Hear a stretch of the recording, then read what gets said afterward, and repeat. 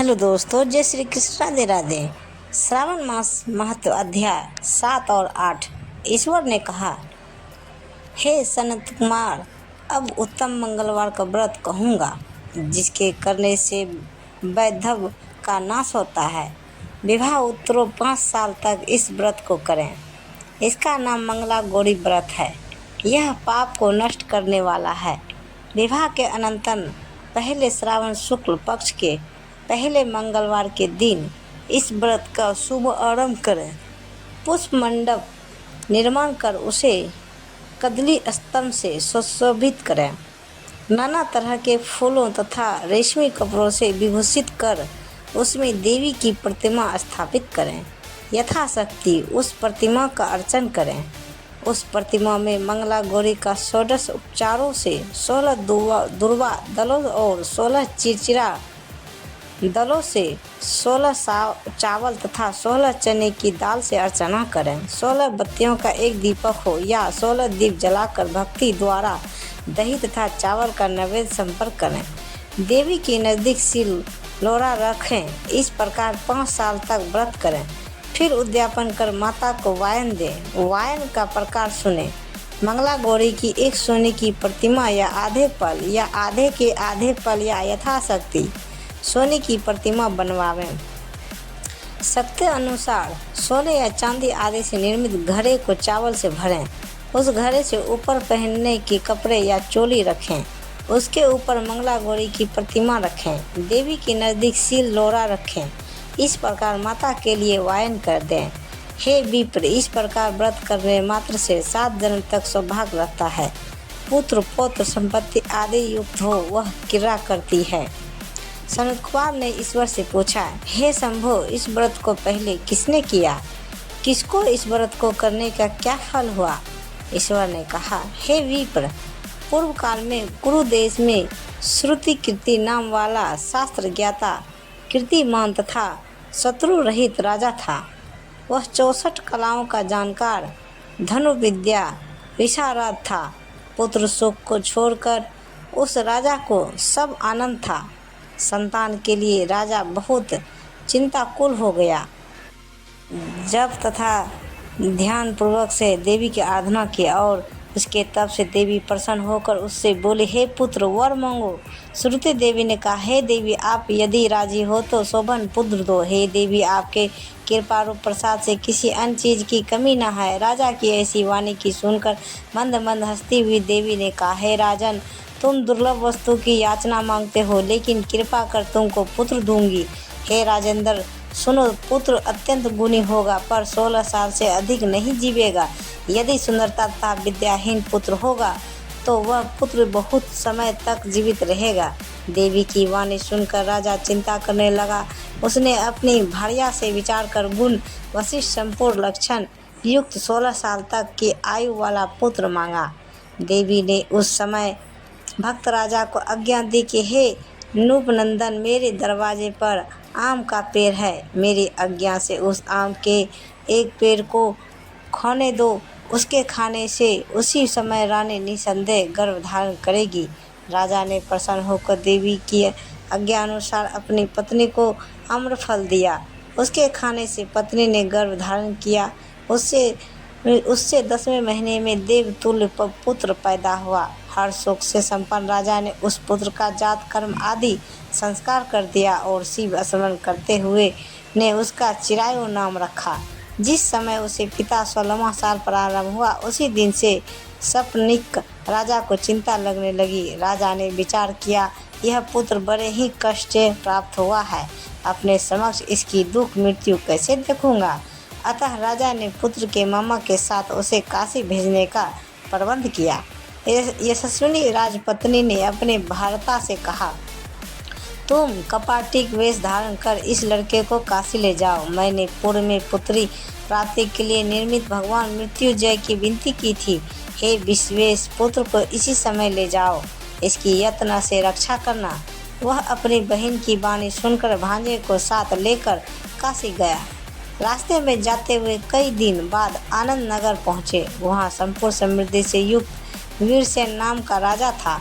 उस राजा की कन्या संपूर्ण लक्षण संपन्न मंगला गौरी नाम वाली रूप लावण्य संपन्न थी। उस समय वह बालिका सखियों सहित अपने गांव के समीप रमणीक बगीचे में खेल रही थी। उसी वक्त राजपुत्र चिराऊ तथा उसका मामा दोनों वहां पहुंच गए। वे दोनों बालिकाओं को देखने की इच्छा से ठहर गए। इतने ही समय में क्रीड़ा करते हुए उन बालिकाओं में से एक बालिका क्रोधित हो अत्यंत कठिन दुर्वचन रंडा कहा। इस दुर्वचन को राजपुत्री ने सुनकर कहा, तुम आयोगवाणी क्यों कहती हो? मेरे वंश में ऐसी स्त्री नहीं है। मंगला गौरी के वर प्रसाद से मंगला गौरी व्रत के प्रभाव मात्र से मेरे हाथ चावल जिसके मस्तक पर गिरे हैं। सखी, उसके साथ विवाह हो जाने पर यदि थोड़ी आयु वाला है तो भी चिराव हो जाएगा। तदनंतर सब बालिका अपने अपने घर चली गई। उसी रोज राजकन्या का विवाह दिन था। बाली दे के दृढ़ धर्मा राजा के पुत्र सुकेतु नाम वाले को देना निश्चय हो चुका था। वह सुकेतु मूर्ख, कुरूप तथा बहिरा था। अतः वर पक्ष वालों ने मंडल में अन्न अच्छा कर ले जाने का निश्चय किया। विवाह हो जाने पर वहां सुकेतु चला गया। यो विचार कर चिराऊ के समीप जाकर उसने मामा से कहा, यह बालक हमें दो, क्योंकि आपके बालक द्वारा हमारा कार्य सिद्ध होगा। इस भूमि पर परोपकार के लिए तुल्य अन्य कोई नहीं। यह वाणी भ्रमण श्रवण कर उसका मामा हृदय से राजी हुआ, क्योंकि उन्होंने पूर्व में वाटिका में बालिका की वाणी सुनी थी। लेकिन वर पक्षीय जनों से कहा, आप लोग इस बालक को क्यों नहीं चाहते हैं? कार्य सिद्धि के वास्ते वस्त्रालंकार आदि मांगा जा सकता है। आप लोगों के गौरवार्थ फिर भी मैं देता हूँ। उन्होंने चिराऊ को वहाँ ले जाकर विवाह कार्य सिद्ध किया। जब सतपति आदि कार्य होने पर रात में गौरी शंकर के समीप वह चिराऊ पुत्र सुप्रसन्न चित्र से राजकन्या मंगला गौरी के साथ सो गया। उसी रोज चिराऊ का 16वां साल समाप्त हुआ। उसी रात को सांप के रूप में काल वहां आया। इसी समय देव योग से राजकन्या उठ गई। वहां सर्प को देख भय विह्वल कांपने लगी। उस समय धीरता से राजकन्या ने सांप की पूजा 16 उपचार से अर्चना कर पीने के लिए बहुत सा दूध दिया और दीनवाणी से उस सांप की स्तुति की। मंगला गौरी ने प्रार्थना की कि मैं उत्तम व्रत करूंगी। मेरे पतिदेव उस सर्प से जीवित हो, ऐसा कीजिए। इस समय उस सर्प ने कमंडलू में प्रवेश किया। अपने कचुकी चोली से राजकन्या ने उस कमंडल का मुख बांधा और तदनंतर उसके पतिदेव शरीर के अंगों को ऐंठते हुए जाकर उठे और अपनी पत्नी से कहा, हे प्रिय, मुझे भूख सता रही है। उसने माता के समीप जाकर पायस, लड्डू आदि लाकर पति को दिया। उसने प्रसन्नचित्त होकर भोजन किया। हाथों को धोने के समय उसके हाथ से अंगूठी गिर गई। वह पान खाकर फिर सो गया। फिर वह राजपुत्री कमंडल पात्र को फेंकने गई, लेकिन विधि विधान से बाहर जाने पर चमकते हुए हार की कांति देख विस्मय हो प्राप्त हो गई। उस घट में स्थित हार को अपने कंठ में धारण किया। कुछ रात अवशेष रही तो चिराऊ का मामा उसे ले गया। चिराऊ के जाने के बाद वर पक्षी जन सुकेतु को ले गए। मंगला गौरी ने उस सुकेतु को देखा तो वह कहने लगी, यह मेरा स्वामी नहीं है। सभी वर पक्षी महानुभाव राजकन्या से कहने लगे, हे शुभे, यह क्या कह रही हो? यदि कोई पहचान हो तो कहो। मंगला गौरी ने कहा, जिसने रात में नवरत्नों की निर्मित अंगूठी मुझे दी, वह इस अंगुली में देकर पहचान करो। रात में स्वामी पतिदेव ने मुझे हार दिया है। उस हार के रत्नों की सुंदरता कैसी है, यह बतावें। यह तो कोई अन्य ही है। रात्रि के समय जो बातचीत हुई था भोजन क्या हुआ, उसे भी यह कहे तो यह मेरा पति होगा। यो मंगला गौरी की वाणी सुन सब लोगों ने कहा, ठीक है, ठीक है। लेकिन चिन्हों में से सुकेतु के बतलाए हुए एक की भी पहचान नहीं मिली। तब सब लोगों ने मना किया। वर पक्षी जैसे आए थे वैसे ही चले गए। मंगला गौरी के पिता श्रुतिकीर्ति ने प्रसन्नचित्त हो अन्य जल आदि का एक सन सत्र यज्ञ किया तथा पक्षी सब कथा कौन सुनी कि स्वरूप के कुरूप हो जाने से किसी को ले आए थे। महल के बरमादे में चिक के भीतर कन्या को राजा ने बैठा। इस प्रकार एक साल यात्रा करते हुए अपने मामा के साथ वह फिर अपने ससुराल का वृत्तांत देखने के लिए आया। जब मंगला गौरी ने चिक के भीतर से उसे देखा तो लोकांतर प्रसन्न हो अपने माता पिता से कहा, मेरे पति आ गए हैं। सुरहोदनों को बुलाकर राजा ने पूर्व कहे हुए सारी पहचान देख पवित्र मुस्कान वाली पुत्री को चिराव को दिया। शिष्य लोगों को सहित राजा के विवाह उत्सव कर वस्त्राभरण आदि अस्त्रगस रथ तथा बहुत सी चीज दे दिया। फिर वह चिराव अपनी पत्नी एवं मामा के सहित कुलनंदन सेना सहित अपने नगर गया। जब चिराव के माता और पिताजी के प्राणियों के मुखारविंद से उसके आने का समाचार सुना तो विश्वास नहीं किया, क्योंकि भाग विपरीत कैसे हो सकता है। इसी बीच वह चिराव माता तथा पिताजी के पास गया। प्रेम मग्न हो चिराव ने भक्ति द्वारा अपने माता पिताजी के चरणों में प्रणाम किया और माता पिता ने उसे चिराव का मस्तक सूंघकर परमानंद प्राप्त किया।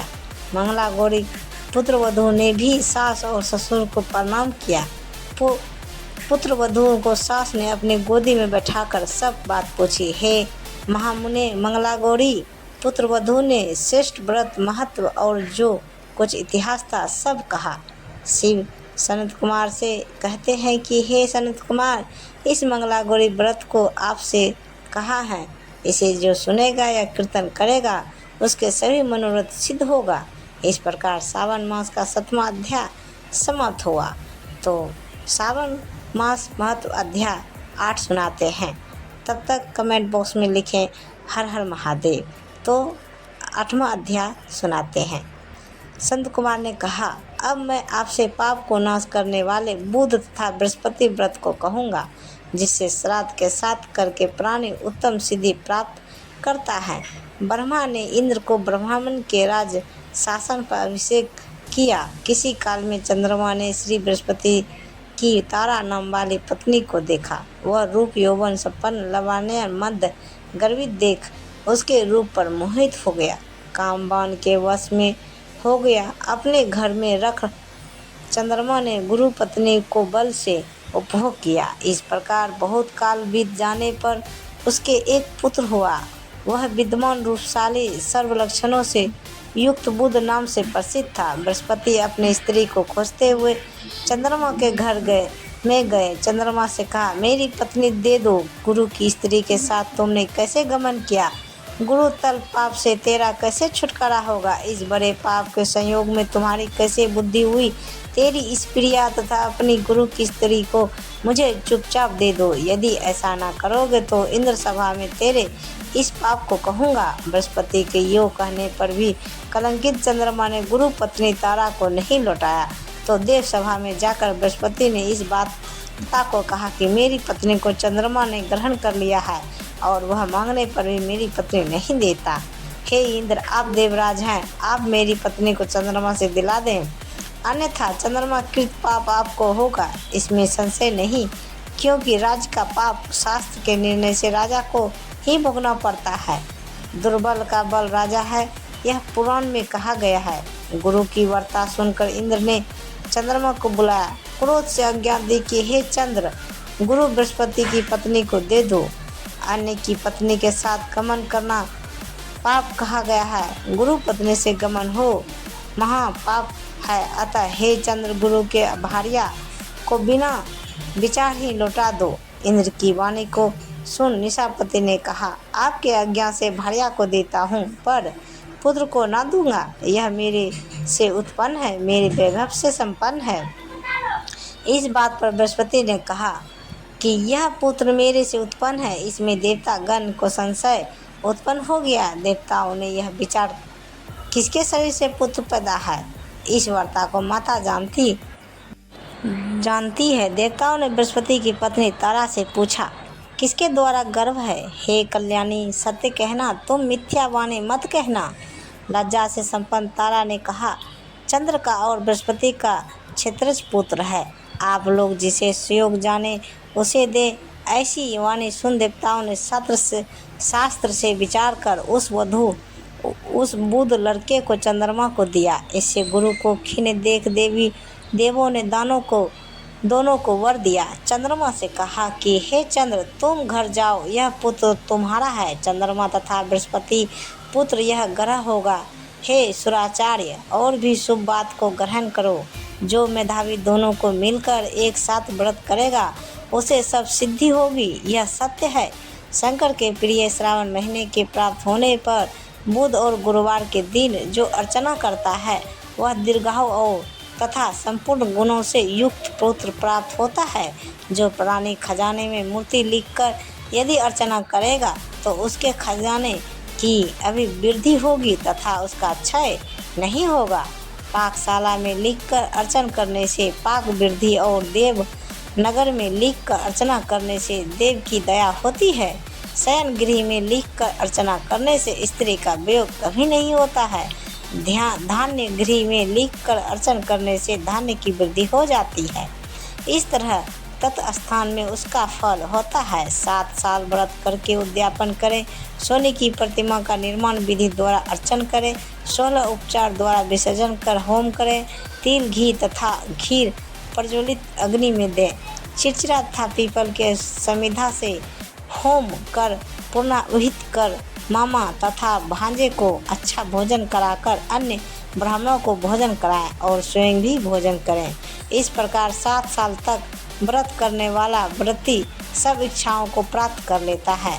सनत कुमार ने शंकर से कहा, हे भगवान, अपने जो मामा तथा भांजे को भोजन कराओ, ऐसा कहा, इसके कारण को कहें। ईश्वर ने कहा, हे सनत कुमार, पहले समय में मामा और भांजा दोनों विदरित थे। वे दोनों भोजन के लिए घूमते हुए थक गए। किसी सुंदर नगर में वे दोनों धान्य मांगने के लिए गए। उस सुंदर नगर में श्रावण महीने में उसी व्रती को करते हुए देखा, पर बुध तथा गुरु का कहीं व्रत नहीं देखा। उस समय उन लोगों ने बहुत काल तक आपस में विचार किया कि सब जगह सूर्य तथा अन्य वारों का व्रत देखने में कहीं नहीं आया, अतः हम दोनों बुध तथा गुरु व्रत करें, क्योंकि किसी ने इस व्रत को नहीं किया, अतः यह अमुचिष्ट व्रत है, इसे सादर करें। पर व्रत विधान न जानने से फिर दोनों संशय यापन हो गए। तब उसी रात उन दोनों का स्वप्न में विधि ज्ञात हुई। स्वप्न से ज्ञात विधि द्वारा व्रत को दोनों ने किया तथा बड़ी संपत्ति प्राप्त की। वह ऐश्वर्य दिन बढ़ता नजर आने लगा। इस प्रकार 7 साल तक व्रत कर वे पुत्र पोत्र आदि से संपन्न हो गए। प्रत्यक्ष को बुद्ध तथा गुरु ने उन दोनों को वर दिया कि आप लोगों ने हमारे व्रत का विचार किया, अतः आज से इस शुभ व्रत को जो करेगा वह निश्चय मामा तथा भांजे को भोजन करवाएगा। इस प्रकार सावन मास का 8वां अध्याय समाप्त हुआ। तो दोस्तों, ये दोनों कहानी आप सबको कैसी लगी, कृपया हमें कमेंट बॉक्स में ज़रूर बताइए। और पूरी कहानी सुनने के लिए धन्यवाद, शुक्रिया। और इसी तरह हमें प्यार और सपोर्ट दीजिए। तो प्रेम से बोलिए जय माता दी, हर हर महादेव। तो दोस्तों, ऐसी ही वीडियो देखने के लिए हमारे चैनल को सब्सक्राइब करें और वीडियो को लाइक जरूर करें। धन्यवाद। और दोस्तों, अभी तक जो भी हमारे चैनल को सब्सक्राइब नहीं की है, प्लीज़ हमारे चैनल को सब्सक्राइब कर लें और बेल आइकन घंटा जरूर दबाएं। तो दोस्तों, मिलते हैं अगले वीडियो के साथ। तब तक बाय बाय दोस्तों, जय हिंद।